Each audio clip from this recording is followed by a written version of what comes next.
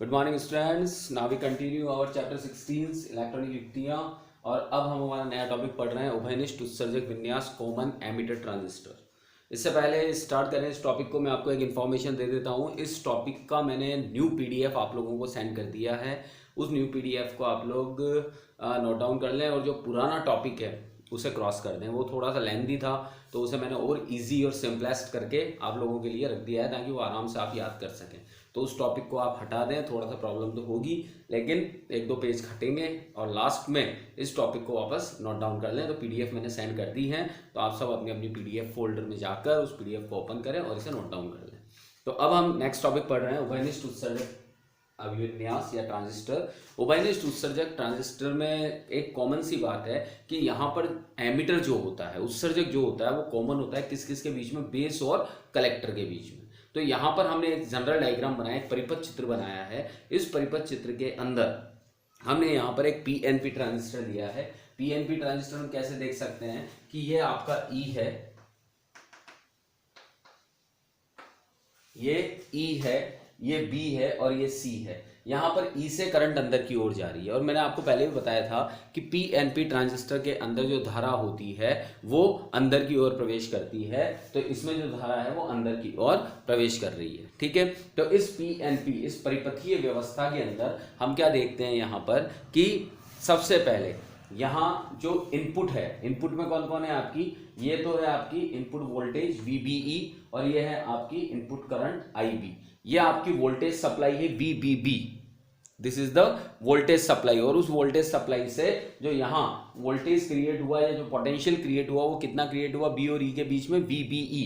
तो this is your input voltage and this is your input current. इसी तरह से यहाँ पर अगर हम देखें तो ये वोल्टेज सप्लाई, यहाँ पर ये आउटपुट वोल्टेज VCE और आउटपुट करंट IC, ठीक है।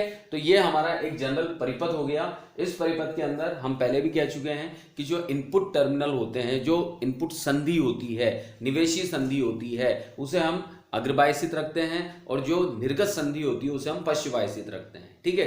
तो यहाँ पर हम सबसे पहले निवेशी अभिलाक्षणिक वक्र की बात करते हैं। तो निवेशी अभिलाक्षणिक वक्र में क्या किया जाएगा, तो मैंने पहले भी बताया कि जब इनपुट कैरेक्टरिस्टिक्स हम निकालते हैं, प्रीवियस वीडियो में हमने पढ़ा है कि जब हम इनपुट कैरेक्टरिस्टिक्स निकालते हैं यानी इनपुट विभव और धारा में जब हम परिवर्तन देखते हैं तो आउटपुट के वोल्टेज को कांस्टेंट रखते हैं। यहाँ पर इनपुट वोल्टेज कौन है, VBE, इनपुट करंट कौन है, IB और आउटपुट वोल्टेज कौन है, VCE।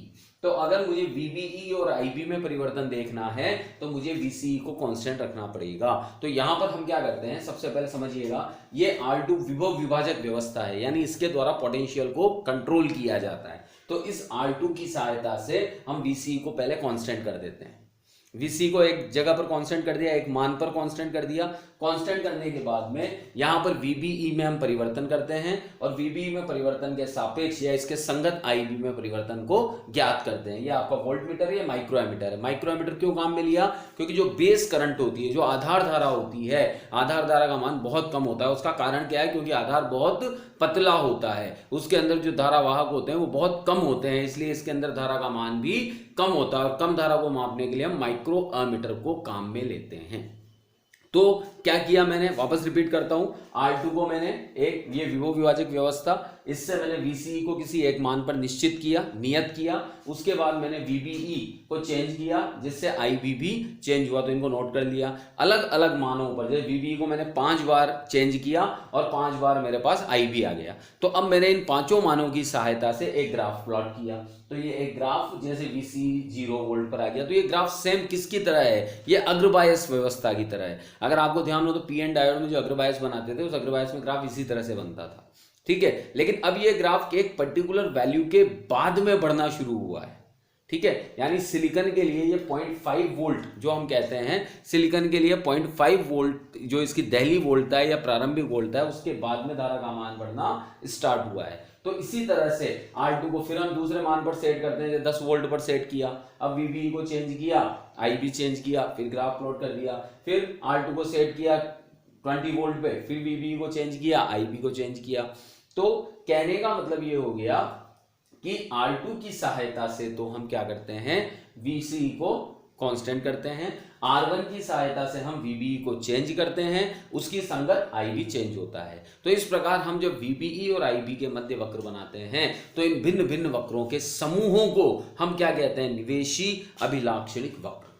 ठीक है, तो ये जो समूह प्राप्त होते हैं इन समूहों को हम निवेशी अभिलाक्षणिक वक्र कहते हैं। अब यहां पर हम ये देख रहे हैं कि कंटिन्यूअसली VBE में चेंज आ रहा है और IB में चेंज आ रहा है, तो हम सबसे पहले क्या निकालते हैं, निवेशी प्रतिरोध। तो निवेशी प्रतिरोध कौन सा होगा, चेंज हो रहा है तो गतिक होगा। ध्यान रखिएगा, मैंने अभी प्रीवियस वीडियो में बताया था आप लोगों को लास्ट टाइम पे, स्थैतिक और गतिक। तो स्थैतिक तो होता है स्टेबल, जिसमें फिक्स है कि ये इतना और ये इतना, लेकिन गतिक कौन होता है, जो लगातार बदल रहा है। तो यहाँ पर विभवांतर भी बदल रहा है और धारा भी बदल रही है। तो यहाँ पर जो निवेशी गतिक प्रतिरोध निकलेगा वो क्या निकलेगा, RIE। आई का मतलब तो इनपुट, इनपुट मतलब निवेशी, ई का मतलब एमिटर, यानी हम कॉमन एमिटर की बात कर रहे हैं। तो RIE equals to delta VBE। Delta VBE क्या है, आपका इनपुट वोल्टेज। डेल्टा क्यों लगाया, क्योंकि चेंज हो रहा है। अपॉन IB क्या है, इनपुट करंट। डेल्टा क्यों लगाया, क्योंकि चेंज हो रही है। इन दोनों का चेंजेस किसके रेस्पेक्ट में देखा, जब VCE आपका कांस्टेंट था, VCE आपका नियत था। तो ये आपकी इनपुट कैरेक्टरिस्टिक कहलाती है। तो इनपुट कैरेक्टरिस्टिक्स में आपने क्या किया, आउटपुट को कांस्टेंट रखा और इनपुट के दोनों जो क्वांटिटीज थी, वोल्टेज और करंट, उन दोनों में आपने परिवर्तन देखा। अब हम बात करते हैं निर्गत अभिलाक्षणिक वक्र की। निर्गत अभिलाक्षणिक वक्र क्या होता है, हम कहते हैं कि जब निर्गत अभिलाक्षणिक देखे जाते हैं, निर्गत वोल्टता और निर्गत धारा में जब परिवर्तन देखा जाता है तो हम निवेशी धारा को कांस्टेंट रखते हैं। यहां निवेशी धारा कौन है, IB। निवेशी धारा कौन है यहाँ पर, IB। तो हम IB को क्या रखेंगे, नियत रखेंगे। तो अब यहाँ पर हम IB का मान नियत रखकर IC और VCE के मध्य में वक्र खींचते हैं, और IC और VCE के मध्य में खींचा गया वक्र ही निर्गत अभिलाक्षणिक वक्र कहलाता है। ठीक है, तो इसके लिए हमने क्या किया, सबसे पहले R2 की सहायता से, वही R1 से तो हम क्या करेंगे, धारा को कांस्टेंट रखेंगे। अब R2 की सहायता से हम क्या करते हैं, VCE के मान को बदलते हैं, उसके संगत IC का मान ज्ञात करते हैं। फिर VCE बदला, फिर IC ज्ञात किया, फिर VCE बदला, फिर IC ज्ञात किया। तो इस प्रकार से जो वक्रों का समूह हमें प्राप्त होता है, उन वक्रों के समूहों को ही निर्गत अभिलाक्षणिक वक्र कहते हैं। ये अलग अलग वोल्ट करंट की वैल्यू पर हमें ये वक्र प्राप्त हुए हैं, जिन्हें निर्गत अभिलाक्षणिक वक्र कहते हैं। अब इस निर्गत अभिलाक्षणिक वक्र में 3 क्षेत्र होते हैं। अब ये थोड़ा सा ध्यान देने वाली बात है। 3 क्षेत्र होते हैं। 3 क्षेत्र कौन कौन से होते हैं, पहला तो होता है आपका अंतक क्षेत्र, अंतक क्षेत्र। दूसरा जिसे हम संस्तब्ध क्षेत्र भी कहते हैं। तो पहला क्षेत्र तो कौन सा हुआ, अंतक क्षेत्र, जिसे हम संस्तब्ध क्षेत्र भी कहते हैं। सेकंड क्षेत्र हुआ आपका संतृप्त क्षेत्र,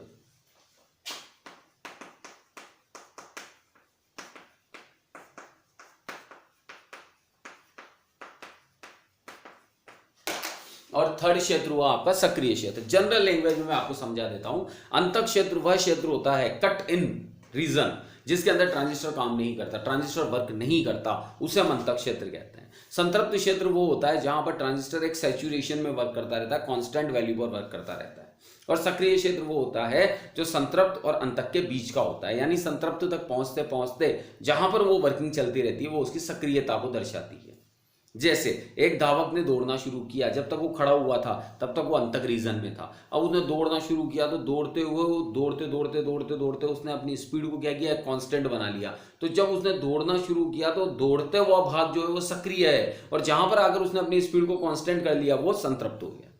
ठीक है, तो 3 क्षेत्र होते हैं इस वक्र में भी, तो इन्हें हम समझते हैं कि इन तीनों क्षेत्रों का अपना महत्व क्या है। तो अब यहां पर सबसे पहली चीज हमें यह समझनी पड़ेगी कि जो आधार धारा होती है, आधार धारा क्या होती है, बहुत अल्प होती है। तो आधार धारा का मान किसी भी धारा पर अपना कोई इंपैक्ट नहीं डालता, ना IC पे डालेगा ना IE पे डालेगा। तो यहां पर जब हम IB बराबर 0 कर देते हैं तो IB बराबर 0 कर देने पर भी IC का कुछ ना कुछ मान हमें प्राप्त हो जाता है, यानी इनपुट करंट 0 होने पर भी आउटपुट करंट हमें मिल रही है। क्यों, क्योंकि IB आधार है, आधार के अंदर वैसे ही डॉपिंग बहुत कम होती है। सारे के सारे आवेश वाहक तो एमिटर से किस में जाते हैं, संग्राहक में जाते हैं। तो जब IB 0 कर देते हैं तब भी संग्राहक कुछ ना कुछ धारा को प्रदर्शित करता है। तो IB के किसी नियत मान पर अगर मैं VCE को 0 भी कर दूंगा तो VCE को 0 कर देने पर भी जो आपका IC है वो बहुत जल्दी बढ़ेगा और बढ़कर लगभग संतृप्त हो जाएगा। ठीक है, जैसे हमने कहा कि VCE का मान, हमने यहाँ पर क्या किया, सबसे पहले पहला पॉइंट बता रहा हूं मैं, IB का एक नियत मान ले लिया, जैसे मैं IB का मान ले लिया 0 या IB का मान ले लिया 10 या IB का मान ले लिया 20, तो IB के नियत मान के लिए VCE को 0 से बढ़ाया। तो जब हम VCE को 0 से बढ़ाते हैं तो जो आपका IC है वो IC तेजी से बढ़ता है और बढ़कर संतृप्त हो जाता है। ये देखो, तेजी से बढ़ा संतृप्त हुआ, फिर तेजी से बढ़ा फिर संतृप्त हुआ, फिर तेजी से बढ़ा फिर संतृप्त हुआ, फिर तेजी से बढ़ा फिर संतृप्त हुआ। तो इस प्रकार से VCE को 0 से बढ़ाते ही IC बहुत जल्दी अपने मान पर बढ़ता है और बढ़कर लगभग संतृप्त हो जाता है। इसका बाद में जो IC का मान है वो बहुत धीरे धीरे सैचुरेट होता है, बढ़ता है। और जब हम इन सबको एक रेखा के द्वारा मिला देते हैं तो ये सारे ग्राफ जिस एक उभयनिष्ठ रेखा के द्वारा मिलते हैं उस उभयनिष्ठ रेखा को संतृप्ति रेखा कहते हैं। तो ये सब प्रैक्टिकली इवोल्यूशन चल रहे हैं, प्रैक्टिकल इंस्ट्रूमेंट में देखते हैं हम लोग कि हमने VCE को 0 कर दिया, 0 से धीरे धीरे बढ़ाया तो IC तेजी से बढ़ा, फिर कांस्टेंट हो गया। तो इस तरह से हम क्या करते हैं, VCE के मान को, IB तो नियत कर दिया, IB के नियत मान के लिए VCE को जब 0 से बढ़ाया जाता है तो 0 से बढ़ाने पर IC पहले तेजी से बढ़ता है और बढ़कर लगभग संतृप्त हो जाता है। तो इन सारे संतृप्त वक्रों को मिलाने वाली जो रेखा होती है उस रेखा को हम संतृप्ति रेखा कहते हैं, पहली चीज।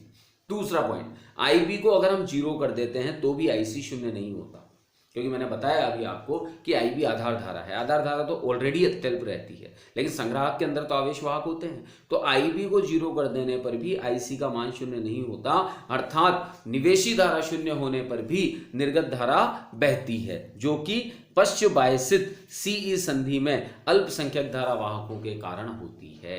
क्योंकि ये वाली संधि जो होती है वो कौन सी होती है, रिवर्स बायस होती है। आउटपुट वोल्ट ये जो रहता है ये पूरा कौन सा रहता है, रिवर्स बायस। तो इसके अंदर जो अल्पसंख्यक आवेश वाहक हैं, इन अल्पसंख्यक आवेश वाहकों के कारण से यहां पर ये धारा बहती है। ठीक, तीसरा पॉइंट है कि IB बराबर 0 और ये VCE वाला ये जो बंद वक्र होता है, ये जो वक्र होता है, इस वक्र को हम अंतःक्षेत्र कहते हैं। IB बराबर 0 और VCE के बीच का जो ये भाग है इसे हम अंतःक्षेत्र कहते हैं, कट इन क्षेत्र कहते हैं, यानी यहां पर ट्रांजिस्टर वर्किंग प्रोसेस में नहीं होता। ओके, इसके अलावा अंतःक्षेत्र हो गया, संतृप्ति क्षेत्र हो गया, इन दोनों क्षेत्रों के बीच का जो क्षेत्र होता है उसे हम कौन सा क्षेत्र कहते हैं, सक्रिय क्षेत्र। यानी यहां पर ट्रांजिस्टर क्या होता है, मतलब वर्किंग प्रोसेस में रहता है, लेकिन यहां पर ICE और VCE के मध्य संबंध खत्म हो जाता है, ये एक दूसरे पर डिपेंड नहीं करते। क्यों? क्योंकि वो लगातार परिवर्तन चलता रहता है जब तक कि वो संतृप्ति को प्राप्त नहीं कर लेता। तो इस प्रकार से ये 3 क्षेत्र हम यहाँ पर इस निर्गत अभिलाक्षणिक में पढ़ते हैं। अब जब निर्गत अभिलाक्षणिक में प्रतिरोध की बात की जाती है तो निर्गत प्रतिरोध क्या होता है, तो निर्गत प्रतिरोध जब हम निकालते हैं तो ROE इक्वल्स टू होता है आपका delta VCE upon delta IC। ये कौन सा प्रतिरोध है, गतिक निर्गत प्रतिरोध। कौन सा प्रतिरोध कहलाता है ये, गतिक निर्गत प्रतिरोध। तो ROE equals to delta VCE upon delta IC। Delta VCE मतलब आउटपुट वोल्टेज में परिवर्तन और डेल्टा IC मतलब आउटपुट करंट में परिवर्तन। कब, जबकि IB क्या हो गया आपका, कांस्टेंट हो गया। ठीक है, तो ये आपका उभयनिष्ठ उत्सर्जक ट्रांजिस्टर हुआ। अब इस उभयनिष्ठ उत्सर्जक ट्रांजिस्टर में धारा प्रवर्धन पढ़ते हैं हम लोग। तो जब हम धारा प्रवर्धन लेते हैं तो वही चीज वापस कि धारा प्रवर्धन के अंदर धारा प्रवर्धन गुणांक। अब धारा प्रवर्धन गुणांक जब हमने उभयनिष्ठ आधार में पढ़ा था तो उभयनिष्ठ आधार में धारा प्रवर्धन गुणांक को हमने अल्फा से प्रदर्शित किया था। उभयनिष्ठ उत्सर्जक में जो धारा प्रवर्धन गुणांक होता है उसे हम बीटा से प्रदर्शित करते हैं। तो इसमें भी 2 तरह के धारा प्रवर्धन गुणांक होंगे, एक तो स्थैतिक धारा प्रवर्धन गुणांक और एक गतिक धारा प्रवर्धन गुणांक। देखिएगा, सबसे पहले हम बात कर रहे हैं स्थैतिक धारा प्रवर्धन गुणांक, दैट इज अल्फा DC। तो स्थैतिक धारा प्रवर्धन गुणांक में क्या होगा, output current upon input current. Output current कौन है, IC, और इनपुट करंट कौन है आपकी, IB। ये तो स्थैतिक धारा प्रवर्धन गुणांक हो गया। इसी तरह से गतिक धारा प्रवर्धन गुणांक बीटा आएगा, सॉरी में गतिक धारा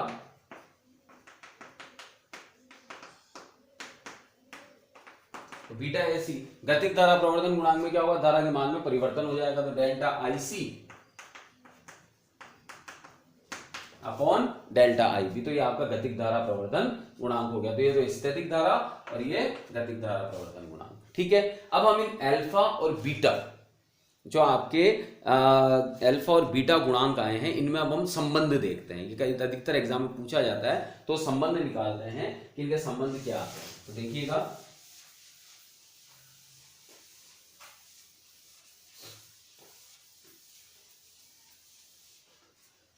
धारा प्रवर्धन गुणांकों में संबंध।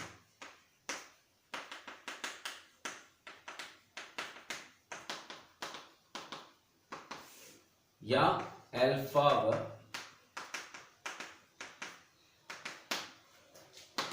बीटा में संबंध, ठीक है। किस में संबंध देख रहे हैं हम? अल्फा और बीटा। हम क्या जानते हैं कि जो उत्सर्जक धारा होती है वो उत्सर्जक धारा आधार धारा और संग्राहक धारा के योग के बराबर होती है।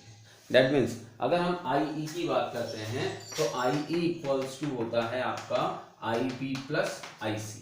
तो उत्सर्जक धारा का जो मान होता है वो उत्सर्जक धारा का मान आधार धारा और संग्राहक धारा के योग के बराबर होता है, ठीक है। यह हम पहले पढ़ चुके हैं। तो उत्सर्जक धारा जब हम IE को लेते हैं तो IE इक्वल्स टू हो गया आपका IB प्लस IC। तो ये आपकी इक्वेशन हो गई फर्स्ट, ठीक है। अब इसके बाद में जब I equals to IB plus IC होता है तो यहां पर हम क्या करते हैं, इस IC का डिवाइड कर देते हैं, है ना। दो फर्स्ट इक्वेशन में हम IC का डिवाइड कर देते हैं तीनों पदों में। तो IE upon IC equals to IB upon IC plus 1, ठीक है। डिवाइड कर दिया। अब ये जो IC अपॉन IE है, IC अपॉन IE क्या कहलाता है? यानी ये हो गई आपकी आउटपुट करंट, ये हो गया आपका इनपुट करंट। कब? जबकि बेस कॉमन है। तो कॉमन बेस के लिए ये हो गया आपका 1/अल्फा, ठीक है। इसी तरह से IC अपॉन IB, ई नहीं आ रहा, इसका मतलब कॉमन एमीटर है, तो ये हो गया 1/बीटा और प्लस 1, ठीक है। तो जब हम इसे सॉल्व करते हैं तो 1/अल्फा इक्वल्स टू बीटा प्लस 1/बीटा।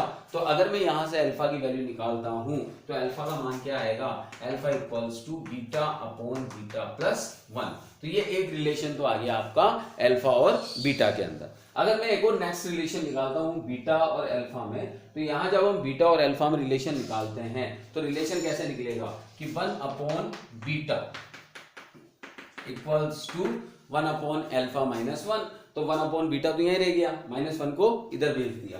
तो 1/बीटा equals to 1 minus alpha upon alpha. तो बीटा की वैल्यू क्या हो गई यहां से?